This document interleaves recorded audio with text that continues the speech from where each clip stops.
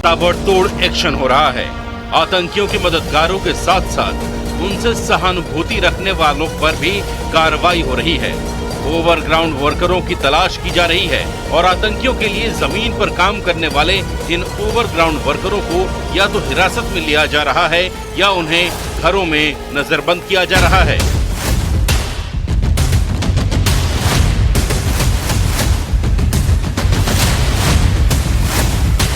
सिर्फ 2 दिन के अंदर कश्मीर रीजन में 100 से ज्यादा ऐसे संदिग्ध लोगों को या तो गिरफ्तार किया गया या फिर उन्हें डिटेन किया गया है।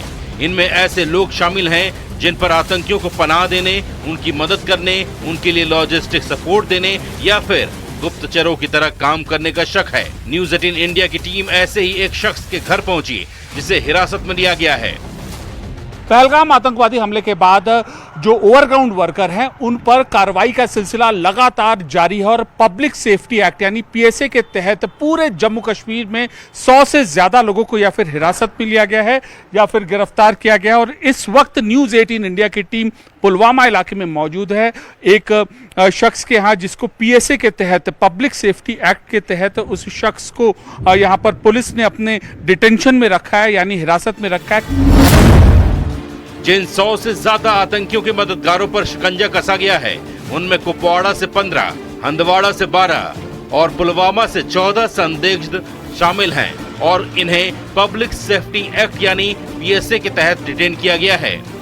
खुफिया एजेंसियों की रिपोर्ट के बाद पुलिस एक्शन ले रही है। जिन पर नजर थी उनके नाम से मजिस्ट्रेट के आदेश पर गिरफ्तारी या हिरासत की कार्रवाई की जा रही है। इन लोगों की पहचान हमले के बाद उनके संदिग्ध मूवमेंट, टेलीफोन सर्विलांस और ग्राउंड इनपुट के आधार पर की गई है। पुलवामा ही वो जगह है जहां पर एक आतंकी का घर ढाया गया था और कई लोग यहां पर इस इलाके में ऐसे 10 से ज्यादा ऐसे लोग हैं जिनके ऊपर यह कार्रवाई पब्लिक सेफ्टी एक्ट के तहत की गई है। इसी तरीके से जम्मू कश्मीर के करीब 1 दर्जन जो जिले हैं वहां पर इसी पब्लिक सेफ्टी एक्ट के तहत कार्रवाई की जा रही है। तो बड़ी यह कार्रवाई है ओवरग्राउंड वर्करों की कमर तोड़ने के लिए। एक और जहां पर उनको चिन्हित किया जा रहा है, उनके पर कार्रवाई की जा रही है, तो दूसरी ओर अब पब्लिक सेफ्टी एक्ट के तहत इस माहौल की आड़ में कानून व्यवस्था बिगाड़ने वाले लोगों पर भी, संदिग्ध लोगों पर भी ऐसी नजर रखी जा रही है।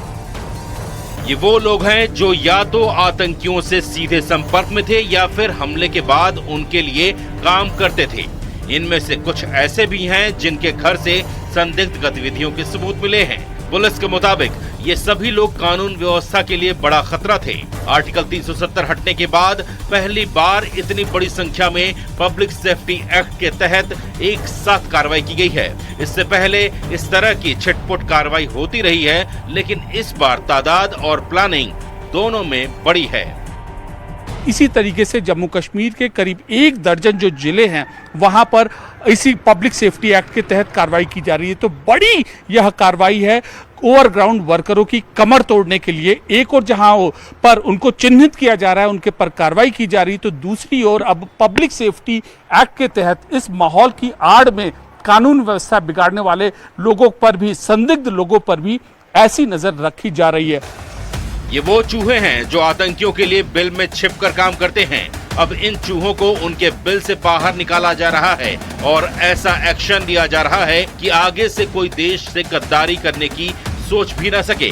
इतना ही नहीं, सुरक्षा बल के इस एक्शन से अब घाटी में आतंक के हमदर्दों के लिए कोई जगह नहीं बची है।